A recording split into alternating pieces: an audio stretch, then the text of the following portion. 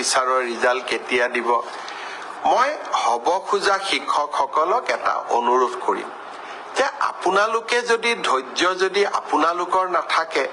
তেতিয়াহলে আপোনালোকে শিক্ষক হৈ ছাত্ৰ ছাত্ৰীসকলক ধৈৰ্য নিয়মানুবৰ্তিতা শৃংখলাবদ্ধতা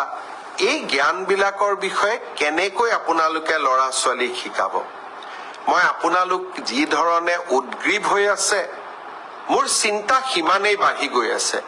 যে আপোনালোকে একোজন প্ৰকৃত শিক্ষক হ'ব পাৰিবনে নাই সেয়েহে যিমানে আপোনালোকৰ চিন্তা বাঢ়িছে নিযুক্তিৰ তাৰিখো মই 15 দিনকৈ আগুৱাই লৈ গৈ আছো যাতে আপোনালোকৰো এটা ধৈৰ্যৰ পৰীক্ষা আমি ল'ব পাৰো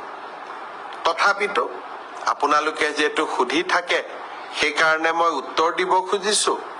মে মাহৰ প্ৰথম সপ্তাহত পোষ্ট গ্ৰেজুৱেট আৰু গ্ৰেজুৱেট টিচাৰ যি 9075টা পদৰ গ্ৰেজুৱেট টিচাৰৰ নিযুক্তি পৰীক্ষা হৈছিল তাৰ ফলাফল সেবাই ঘোষণা কৰিব কিন্তু তাৰ পিছত আপোনালোকৰ ডকুমেন্ট ভেৰিফিকেশন হ'ব আৰু ফাইনেল নিযুক্তি 10 অক্টোবৰত হ'ব আৰু 10 অক্টোবৰলৈ আপোনালোকে ধৈৰ্য ধৰিবই লাগিব কাৰণ আমিও আপোনালোকৰ অকণমান ধৈৰ্যৰ পৰীক্ষা কৰিব খুজিছো ঠিক সেই